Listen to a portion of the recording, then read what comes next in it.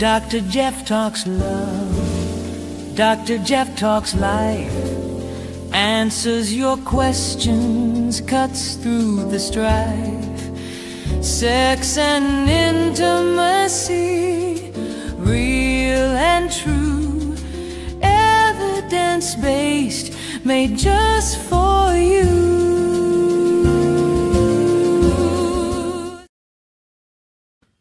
Hello, welcome to Dr. Jeff Talks about Sex and Intimacy. I'm Dr. Jeff Albaugh, and this podcast is dedicated to providing accurate, compassionate information.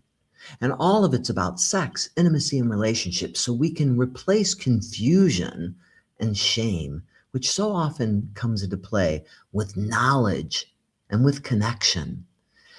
Today, you're joining us for episode 55. That means there's 54 episodes in there already. This one's on embracing sexuality, separating myths from truths with Dr. Stephanie Buehler. Whether you're watching live or listening to the recording, I really want to take a moment to sincerely thank you for being here. I truly appreciate every single one of you. Your engagement, your curiosity, and your willingness to learn are what makes this podcast possible every week. So thank you. We're connected across so many platforms. We're on Facebook, we're on YouTube, we're on LinkedIn, we're on X. Lots of people following us on X these days. And if you're on X and you want to submit a question, hop over to YouTube, LinkedIn, Facebook, or StreamYard so you can interact with us directly, because I know you can't always do that on X, but we're so glad you're here. Whatever platform that you're on, definitely. And a quick favor, if you are a Facebook person, follow us. The more people who follow us, the more we can do. But go to the website. Wow, the website has, after tonight, we will have 55 different videos in there that you can watch. You can watch each and every one of those amazing experts that have shared their expertise with you. You can pick your subjects and decide what you want to do. Pull up the calendar and see all the awesome people we have coming. We're booked out all the way through May with really wonderful, talented people who want to share their expertise, their knowledge, and scientific-based information with you. So it's pretty exciting. Go to the website. And so also, you can take us with you. We are on your favorite streaming device. So if you're working out, if you are going on the road, take Dr. Jeff Talks About Sex with you. You can learn more while you're rolling along. We're there right with you. We are on Spotify. We are on Amazon Music. We are on iHeartRadio and more. So please take us with you. We love to go on road trips. We love to work out with you. I'd like to remind you all, as I always do with this podcast, that all are welcome here. You are so welcome in this space. Whatever your sexual orientation, whatever your gender identity or your relationship style, thank you for being here, and thank you for the miraculous being of who you are. You are so welcome here. What's the mission of the podcast? I always remind people, why do we do this? We do this to empower and enlighten you with the evidence-based, that's the scientific-based information that will improve your sexual health, that will deepen your loving relationships so you can live your one miraculous, wholehearted life with more love. Who doesn't want more love in their life? And that's what the podcast is all about. Today, this is going to be a great episode. We're talking about an important, but this is often an overdue conversation about sexuality, about myths, and about the messages many of us have carried for years without questioning them. From cultural expectations and shame to misinformation, so often misinformation about desire, about aging, about our bodies, which are complex and fabulous, and about our relationships. Sexual myths can quietly shape how we see ourselves and how we connect with others. I am so honored to be joined by my friend and colleague, Dr. Stephanie Buehler. She is a leading voice in sex therapy and sexual health education. Dr. Stephanie Buehler is a licensed psychologist. She is AASECT certified sex therapist and a supervisor for AASECT as well. She's an internationally respected educator in sexual health. She's the founder of the Buehler Institute, where she provides training, much of which I've done myself, that wonderful training and consultation for mental health and medical professionals, and especially those of us who do sex therapy and sex counseling, seeking to offer inclusive, ethical, and evidence based sex therapy. Dr. Buehler is the author of several influential, wonderful books, including What Every Mental Health Professional Needs to Know About Sex, great book, and Counseling Couples Before, During, and After Pregnancy. She is widely known for her ability to translate complex sexual health research into practical, compassionate guidance that reduces shame and empowers both clinicians and clients alike. I couldn't be more happy to welcome you here tonight, Dr. Stephanie Buehler. Welcome to the podcast. Oh, thank you.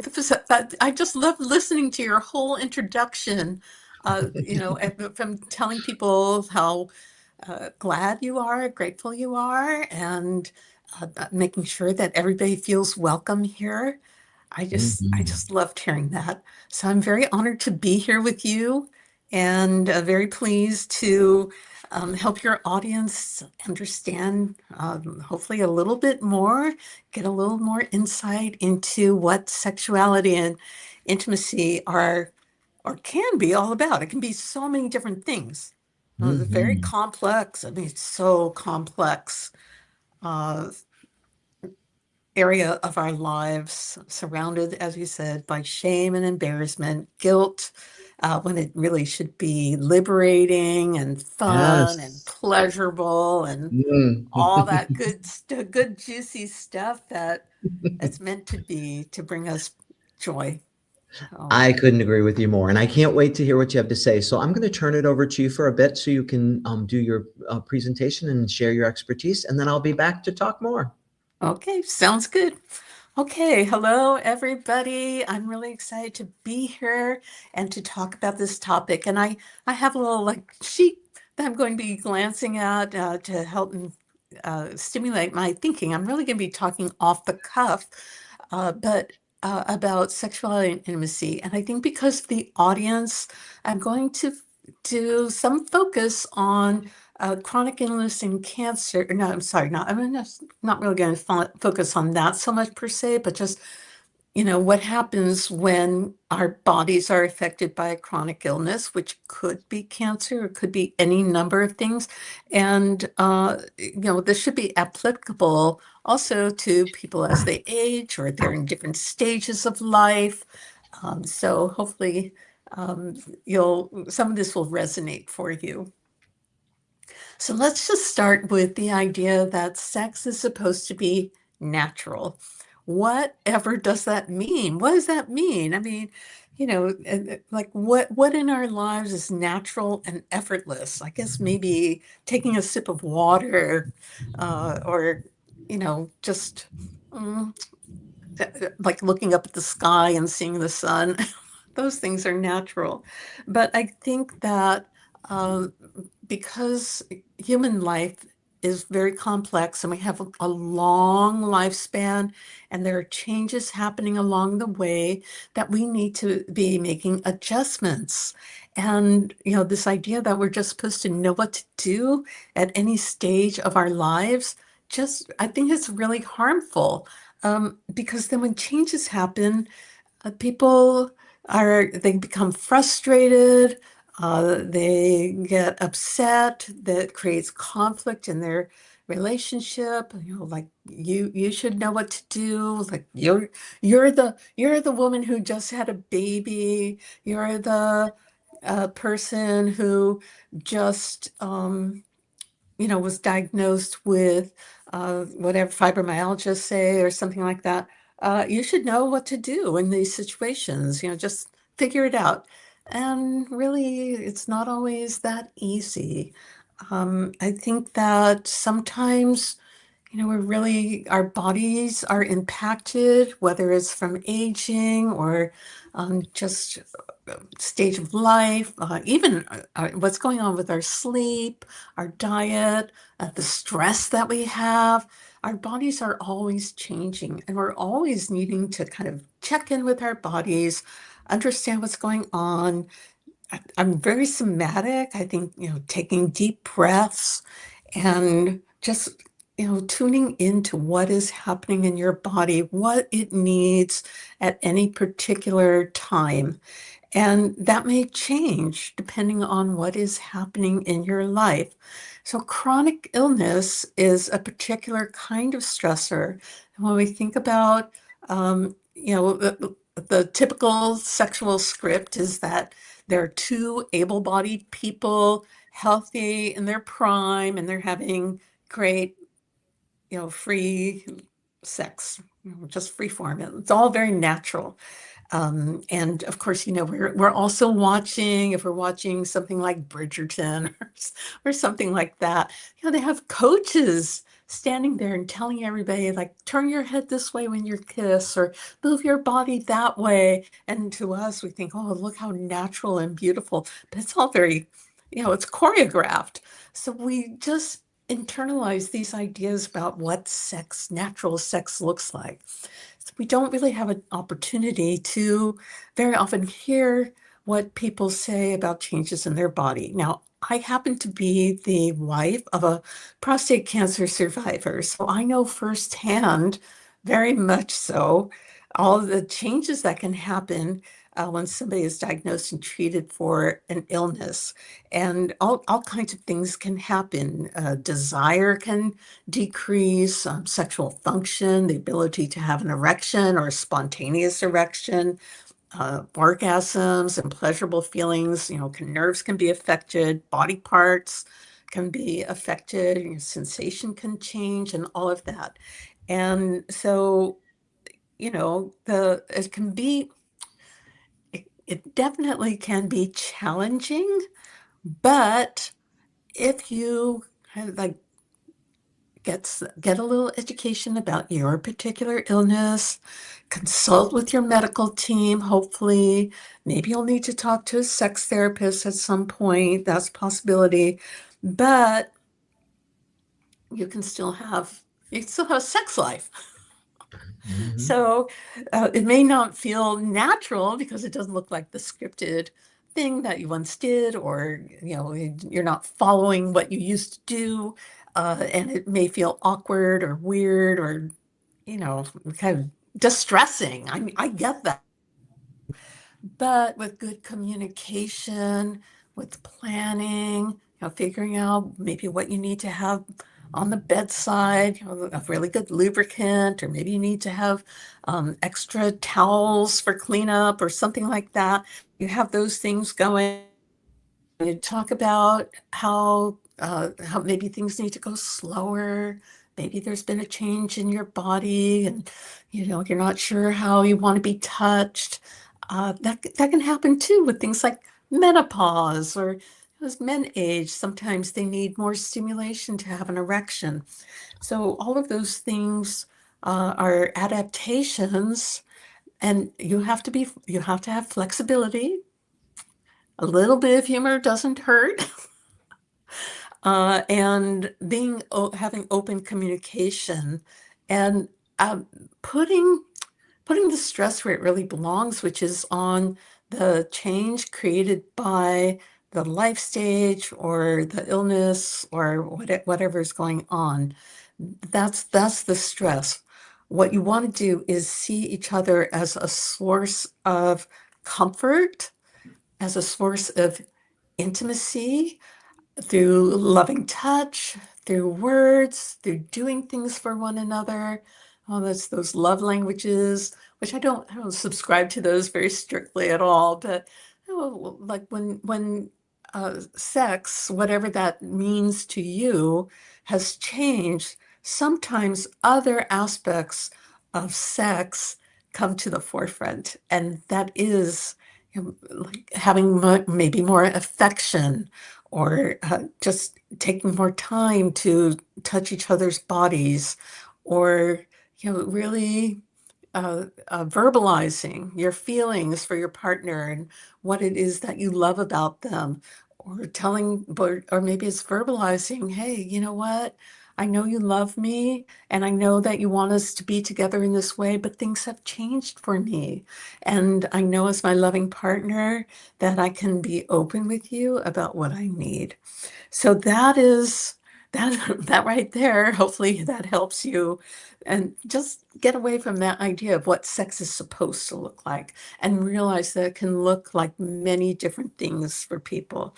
Um, and so I'd like to go on to another myth, which is that if we loved each other, we'd want sex the same amount.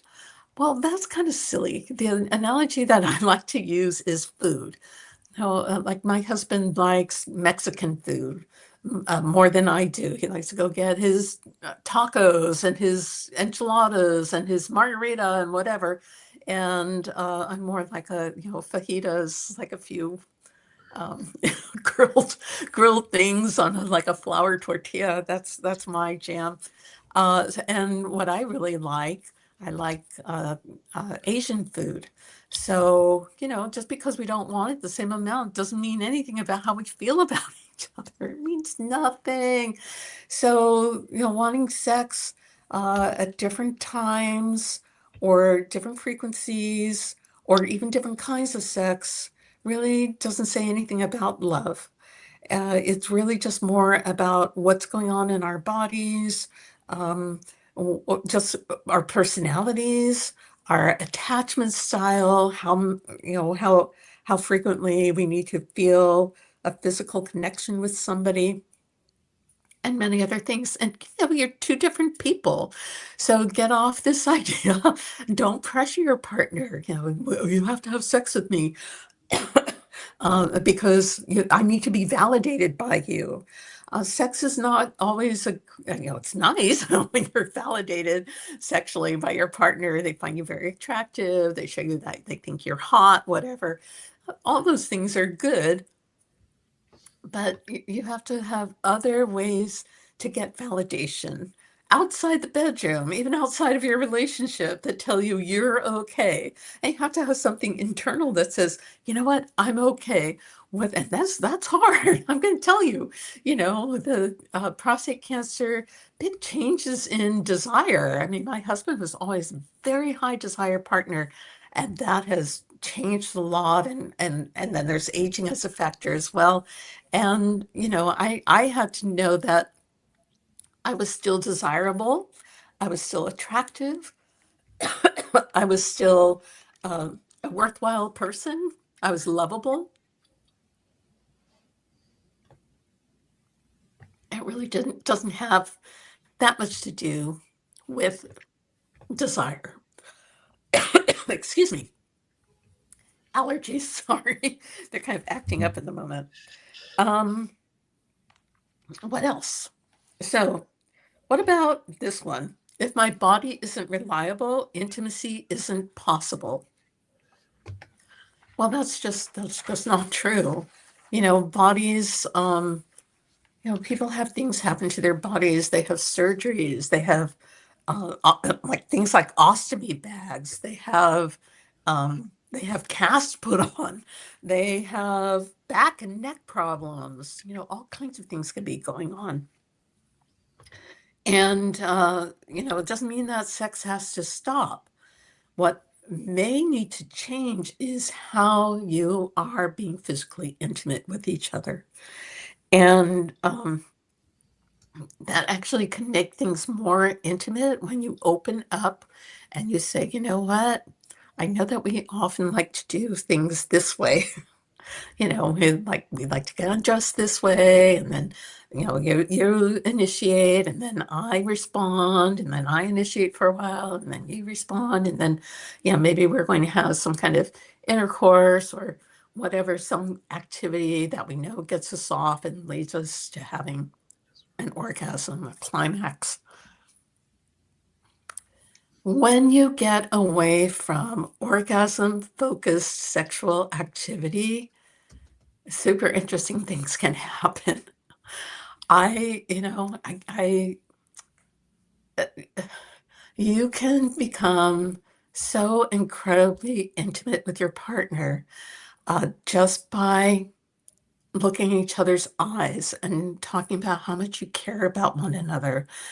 Just lying together, whether fully clothed or naked or whatever, just lying together on a bed and really holding each other close, really close, or saying, you know what, I know that right now intercourse is impossible for those couples that engage in that. And, but we can do other things. We can have oral sex. We can have manual sex. We can have asymmetric pleasure. Maybe I'm going to help you experience an orgasm and the way that you can for now. And then I'm going to have an orgasm, or maybe I'm not going to.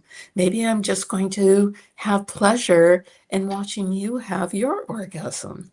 So, there are different kinds of experiences that are available to you. You might even find that you have an orgasm just by being intimate and being close with each other.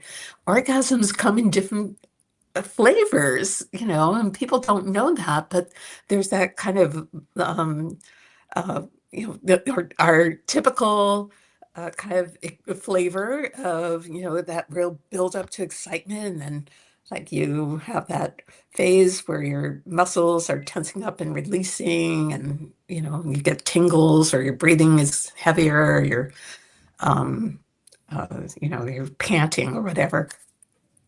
Very exciting. But some people experience orgasms as waves of pleasure, which can be very interesting to explore if you just let yourself relax enough and feel close enough and have that trust. You may have waves of orgasm. That's something to look forward to. What about the possibility that sex doesn't always have to end with an orgasm? I've had, for example, men with delayed ejaculation, or women who sometimes just is taking a long time to have an orgasm. And it's like, you know what? I'm satisfied. We were close and we had this experience, and I loved it, and I love you, and that's fine. That's enough. So, just giving you some different ways to think about intimacy and sexuality. Um, I think also, here's another one that I just thought of recently, but it's the idea that talking about sex ruins it. Like somehow it's weird. It is totally weird to me. How many people have sex and they would, be in my office and they go like, you know what, it's kind of weird, isn't it? I mean, we have sex, but we never talk to each other about it. We've never had a conversation. And yeah, it's kind of weird, isn't it? So, it doesn't ruin it. For it has the great power to make things a lot better. To say, you know what, let me show you how I want to be touched. Let me tell you what is a turn on for me. Let me also share with you what's a turn off. Now, it's a turn on for me when you go slow, or it's a turn on for me when you get kind of grabby, or it's a turn on to me when you're on top of me. That's the biggest turn on. I've never told you that. I know I've had people say, they tell me privately, oh, what I really want from my partner is oral sex. And they haven't told that to their partner yet. And sometimes when they finally do tell their partner, and with me there in the room facilitating this conversation, the partner very often says, is that all? Is that what you want? Oh, I didn't know that. We never said anything. I just assumed maybe it wasn't something that interested you. So, communication can really help. Other things are just letting each other know what your appetite is for sex at a particular point in time. If you know that you're going to have the week from, let's just say it, the week from hell, and you look at your calendar and you go like, you know what? I just, my calendar is too full. I apologize. Partly I'll take some responsibility. I didn't have good boundaries, and now I have this week, and I am very sorry for you. For you, I'm sorry for you. I feel sorry for you, but I feel sorry for me too because this horrible week. So, but you can communicate that and say, hey, but let's make sure that we connect. I mean, really connect on Friday or Sunday morning and really make time for each other and put it on the calendar and make it sort of sacred time. Some couples really find it beneficial to have a set time in the week. Some people think that's like the most boring thing ever. But many people, if they know that, Saturday night is our night, then, they have a lot of anticipation about it and they get excited about it. And they're like, they know that's going to happen and they don't have to worry, and so that can be something you can communicate. There's also something else, this show is supposed to be evidence-based. I'm not bringing in a lot of research, but somebody did a study and found that couples who had sex once a week were the happiest. Having sex more than once a week didn't make you any happier, didn't bring you any additional satisfaction. Having sex less than once a week was associated with being less sexually satisfied, less satisfied for your relationship. So, the takeaway message was, try to have sex about once a week. If you're struggling, when you're having sex like 2 to 3 times a month, hey, you're actually pretty good. But is there a way to have sex an additional time every month? Can you get a sitter another time? Can you make time some unusual way, both come home for lunch, something like that every once in a while. So, to look for opportunities, I think that can be really helpful. The other thing too, this is kind of interesting, that the idea is that if the sex is good, the relationship is good. Well, I can tell you that people in my office, usually by themselves, they're on their own, they come in on their own, and they will say, my relationship is horrible, but the sex is amazing. And like I can't leave my relationship, even though it's terrible, because the sex is so good. So sex being good, satisfying, not so satisfying, that doesn't always say so much about the relationship. You can have a good relationship. That's really the point. You can have a good relationship, but your sex life maybe is not working so well. And this is a problem. This has been a problem that I've talked about for a very long time. That a lot of couples therapists think that if they help with communication, they have a couple that says, we don't have sex very often. Oh, well, we'll help you communicate more. That is going to somehow make your sex life better. That's not necessarily true. You can start having great communication, and I can tell you, a lot of couples came in saying, we are thankful to our last therapist because they helped us to communicate, but our sex life still isn't what we want it to be.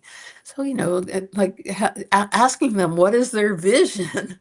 What is your vision for your sex life? What is it that would make it satisfying for you?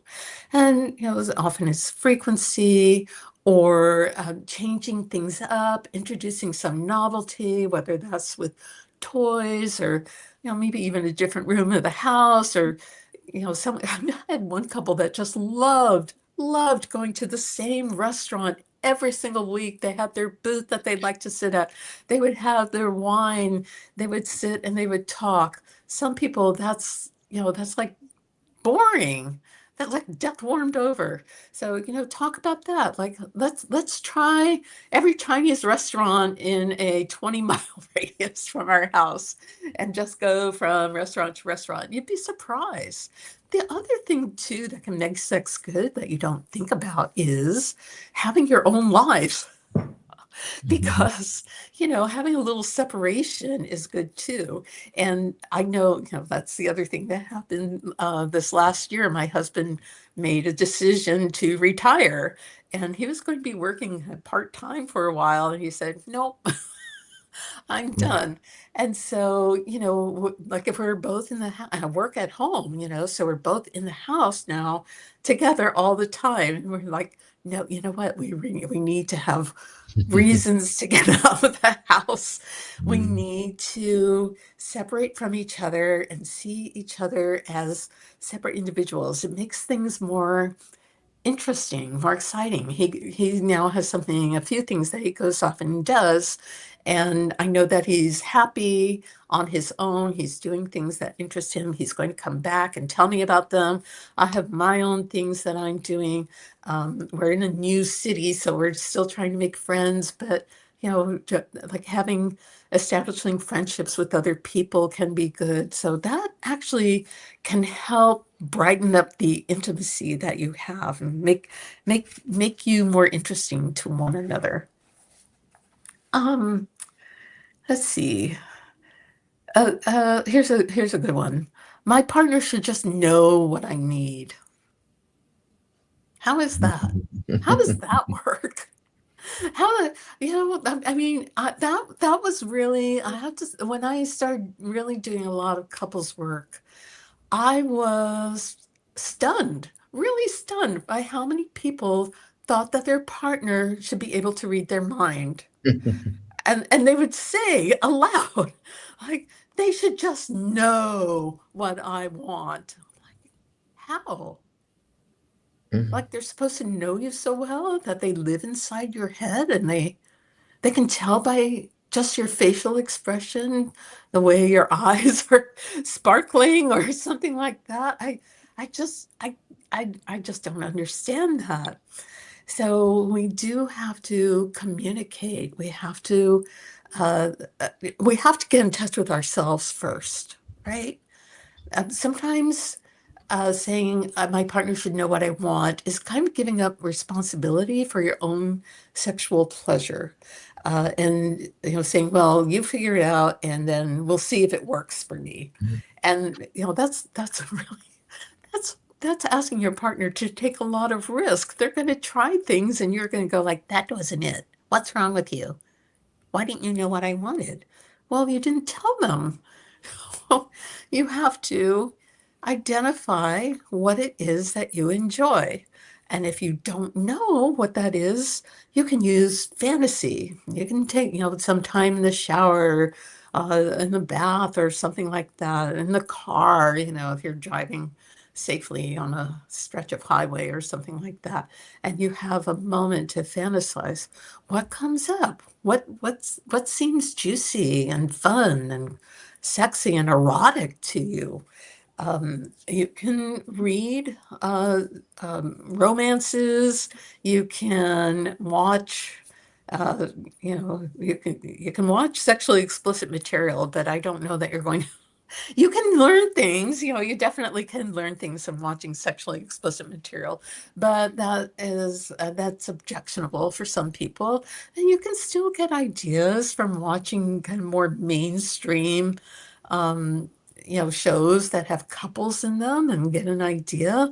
There are a multitude of books that you can purchase, and these days they don't even have to be sitting out on your nightstand. That you can find a multitude of books. There are lists online where you can download a list that lists different kinds of sexual activities, and you say, yes, this is something I want to try. No, this is something that is off the table for me, or this is intriguing, but I'm not sure. So, we'll try it. But if it isn't a turn on for me, and I let you know, then we need to stop. So there are lots of ways to get in touch with what you want. And once you do that, to communicate it to your partner. Now, your partner also has their own template, their own menu, and you can ask for something, and that's true, that they may say, That I don't. That's not for me. That's not something I want to try. And yeah, it is. I think that's the other thing why people avoid communicating what they want because they are afraid. Like I said, I had people that said, I want oral sex. They're afraid that their partner is going to think that they're peculiar, perverse for wanting what they want. And there are all kinds of things that people want. There's a whole world of things that people want. But that doesn't mean that your partner is necessarily going to get on board with you. So you can say, is this something that you're willing to try? Could we try it once or twice and see if it can be a turn on for you too, or if it's something that we can do every so often because it's something that turns me on. And your partner has to check in with themselves, and everybody is allowed to say no. I think that's a big thing that we've learned as sex therapists and educators, that consent to have sex is an ongoing process. We can't make our partners do something because we want that, and they have to prove to us that they love us. But the consent, partners need to give consent to do something that is new, or even something that has been okay. Maybe now it isn't. So that consent piece is ongoing. And between committed partners and married partners, you have to have consent in those committed relationships as well. So sex, it is complex, and you can hear maybe that's the big thing that you can take away is that communication is key. And whether you are well and you are able-bodied, or you have some compromise in terms of your physical body, or maybe something you have like an extra stress going on in your life and so on, that you have to be in touch with your own sexuality. You have to understand that intimacy is more than just Masters and Johnson very famously says sex is more than body parts and friction. There's a lot more to sex, and so much more to intimacy. And intimacy comes from sharing with a partner what it is that you want or need at any particular moment of time. So I think, I think maybe that on that note, maybe stop and see if there are some questions. Wow, so many great things to unpack. I like to you bring up so many valid points that we see all the time with our patients. And so a couple things that came out for me was I always try to work with my clients to tell them everybody's responsible for their own orgasm. It's not about performance. It's about you are responsible for what you want and what you need today. And I love how you talked about how can somebody read your mind? And remember, you're entitled to change your mind, right? Yes. So maybe today you want to go painstakingly slow with your intimacy, and maybe sometimes you want it very quick, or you want so we can't even assume that we want it the same way. But like, I've been married for 40 years, and Oh, I have too. oh wow, congratulations. In April Yeah, we're going to be yeah, 40. congrats. Mhm. That's so cool. So but you think, oh, we know what works. If I touch you here and I do this, I know you like this, but maybe today that's not exactly so what I want. We're all responsible for our own pleasure and orgasms. So I think working together really is so important. And I like how you bring out that importance of you can't read their mind. You can't know what somebody wants in this moment right now. You got to work together on it. And that's the fun of it, right? Right. I know, communication is tricky though. I get it. And I think too, I love how you talked about the communication, and so I think sometimes it's not in the throngs of it that you want to start being directive or talk about things, but somewhere maybe outside the bedroom, you want to have a conversation about, I love when you do this. What about this? Have you thought about that? Or let's talk about our fantasies. some of that can be done in the bedroom, but some of it may be disruptive to what you're doing. So I think timing and placement can be a little tricky. But if you don't start communicating, it doesn't get any easier. Right. I It think, only gets what harder. I used, and, this can be helpful for anybody, who's listening, is to just very simple. I think this came from Barry McCarthy, Mm, who was so instrumental in our field, but, to just say, like, red light, green light, yellow mhm, light, and have that idea before you, uh, get into bed together, that if we're gonna especially if we're gonna try something new, that, like, yellow light is, slow down on this. I'm not sure I'm enjoying it. And red light, it doesn't have to be like red light. Just like red light means stop. I'm getting overwhelmed, or this isn't feeling good to me.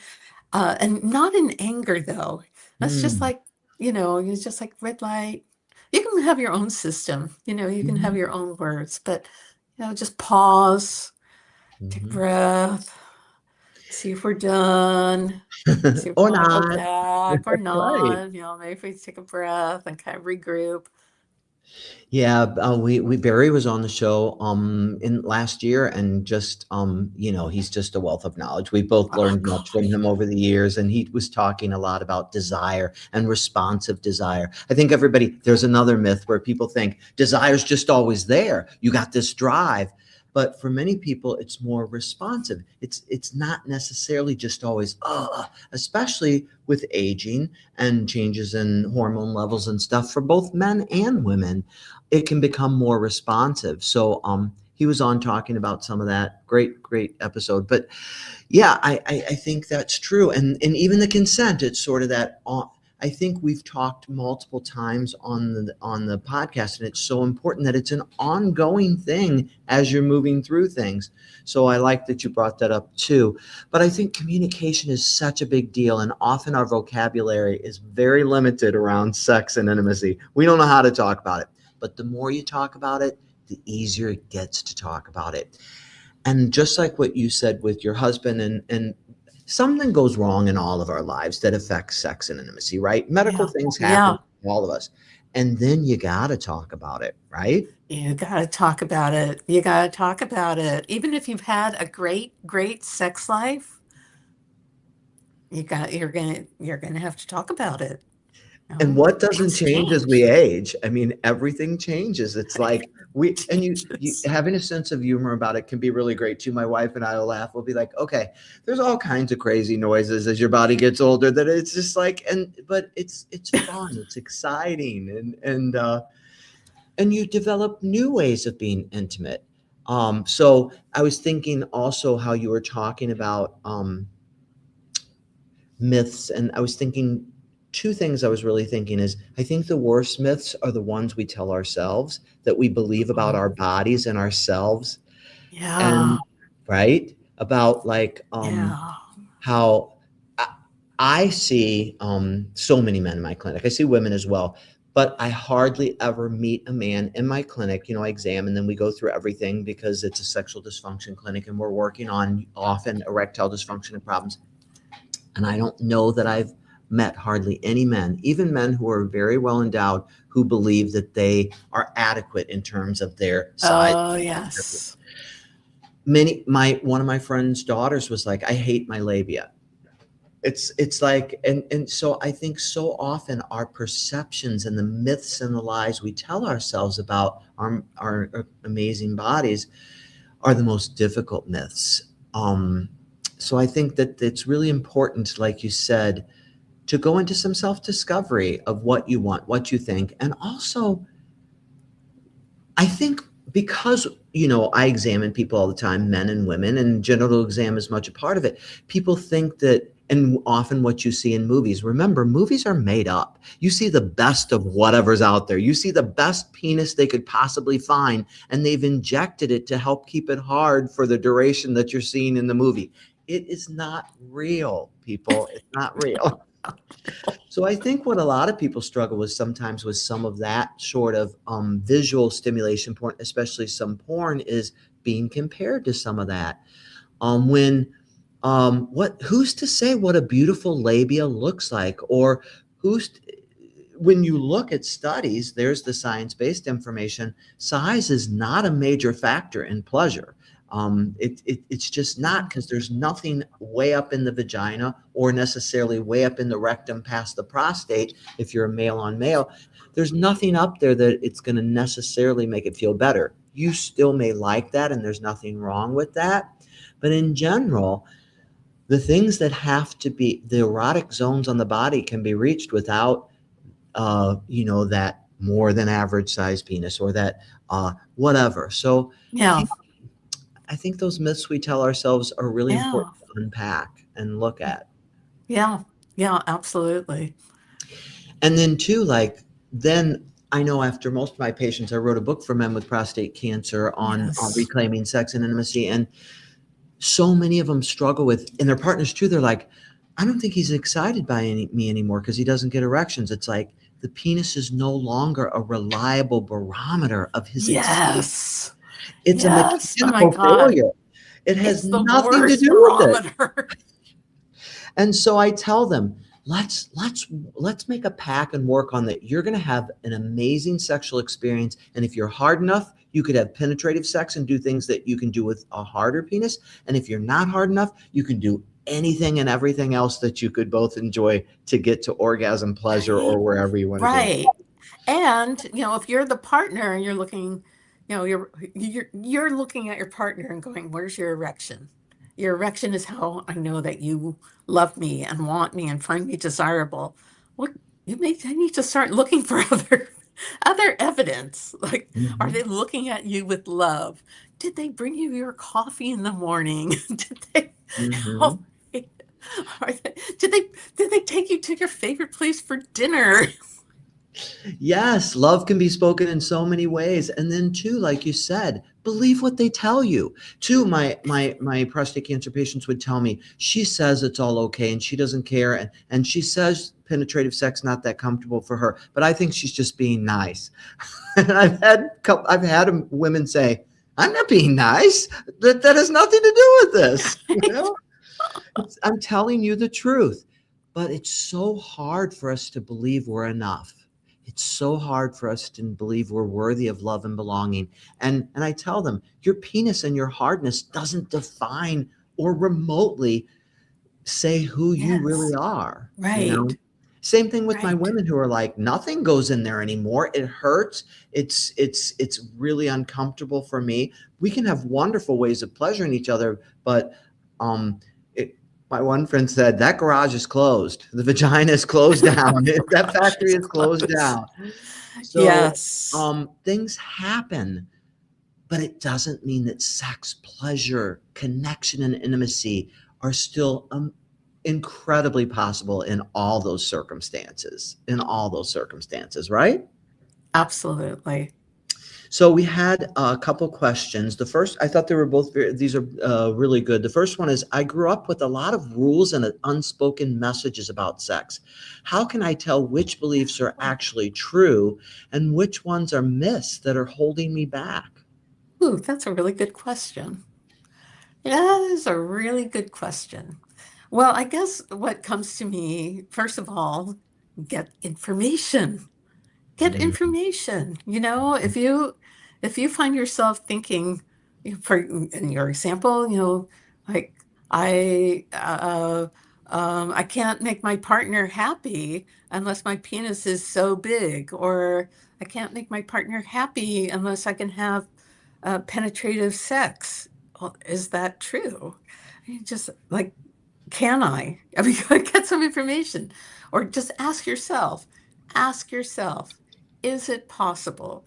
Can people have satisfying sex when one of them is unable to have penetration?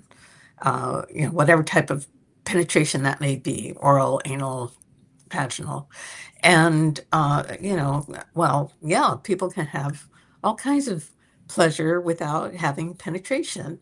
So, getting information, educating yourself, asking somebody knowledgeable, asking your doctor, asking your therapist, finding a nurse. Nurses are often the most wonderful sources of information because that's such a part of their training is to educate people. So, there are wonderful books like your book or, a multitude of books Mhm. about sex, and you can start to educate yourself. The other thing, too, is I would say, if you find yourself inhibited about something, like try, actually, this is for anything. Try to notice what your thoughts are because our thoughts happen so quickly. They Mm, happen in like nanoseconds, and they can be really hard to tune in. What am I actually thinking about sex? mm, And once you start, I would have people, on their phone have like a little note on their phone. Like, notice when you have a thought about sex, write it down. Write it down. And then it's there in black and white. And maybe it's not such black and white thought. mhm. But it's there and you can look at it and you can kind of ask yourself different questions. Is this true? Or what am I afraid will happen as a result? Like the idea like I have to have a hard erection in order to have good sex. Mm, Is that true? mhm, Can I have sex without an erection? mm. Yeah, I can.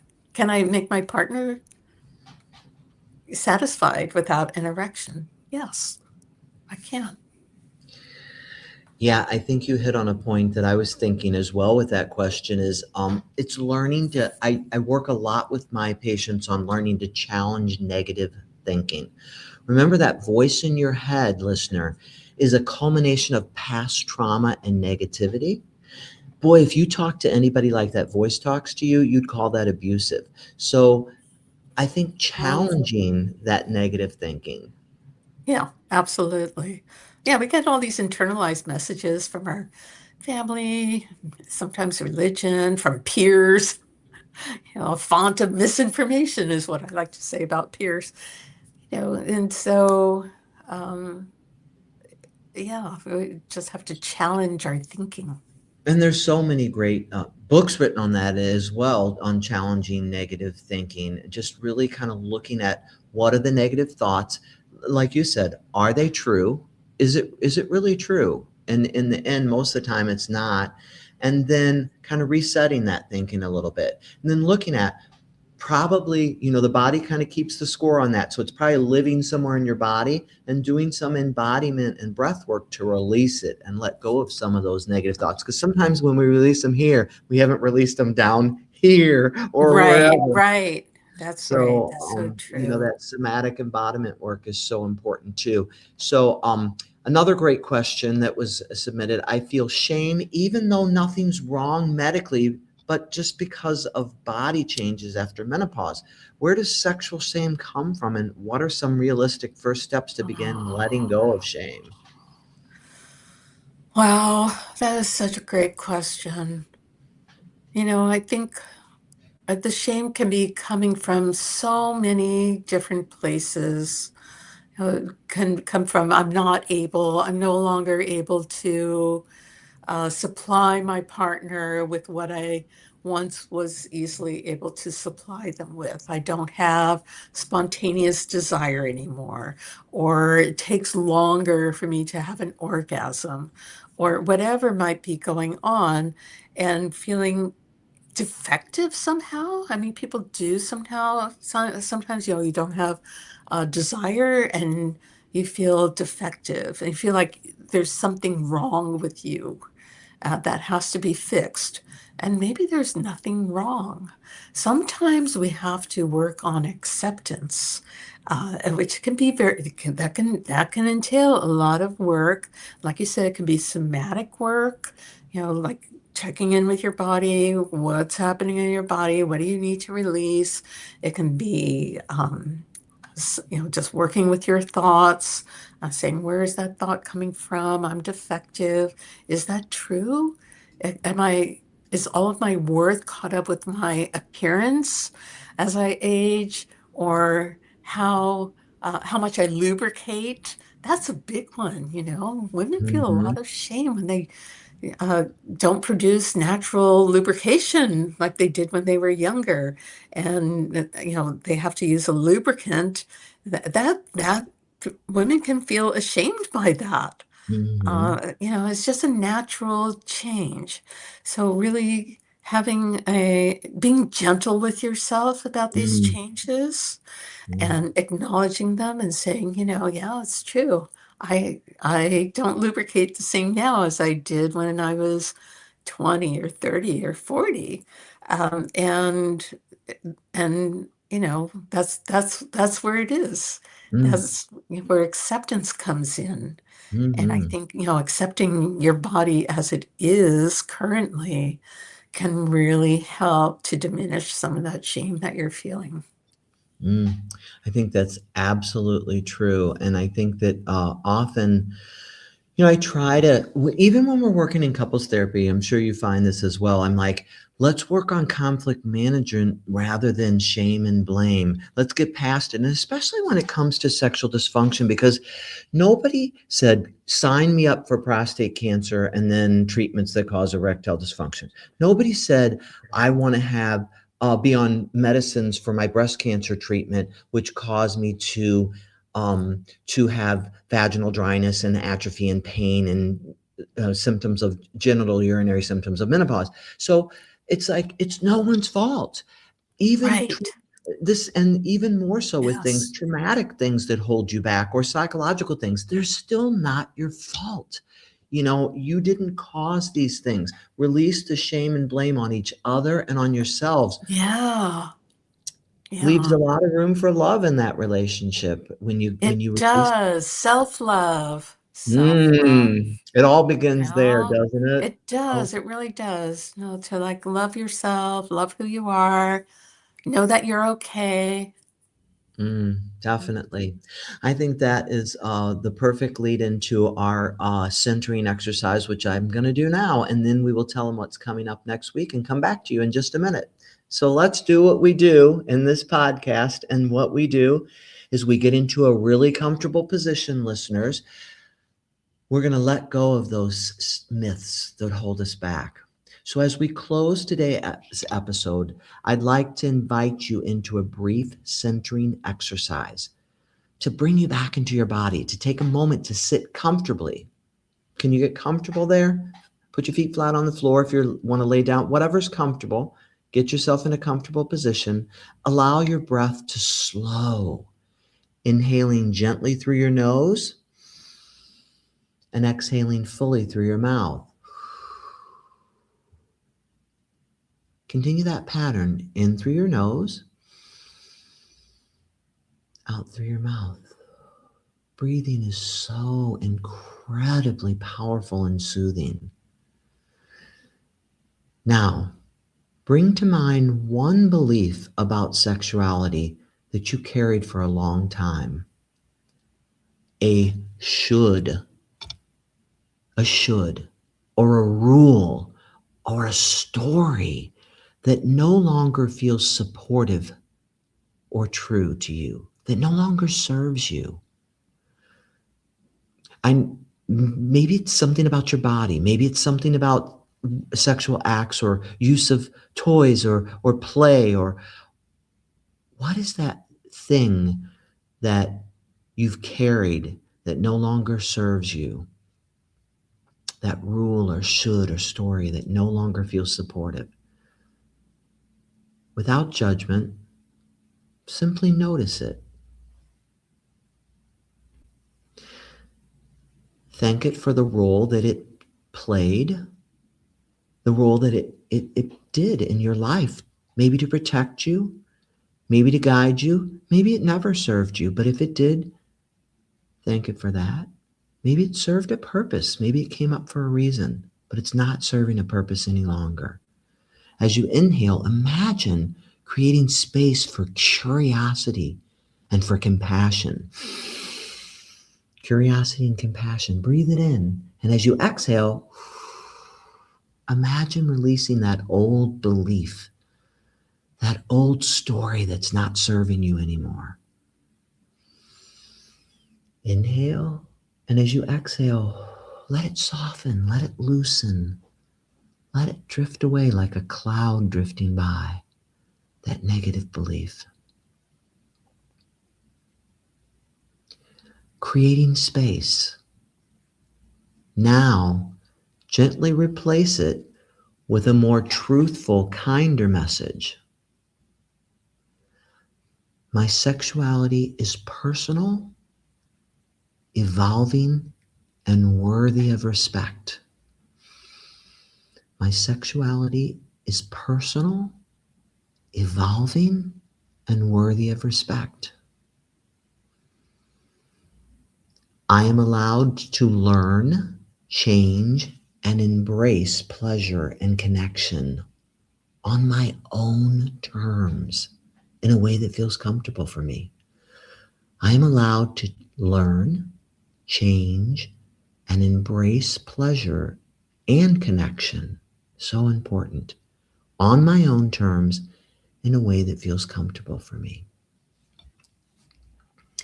I am worthy of pleasure and of love and belonging.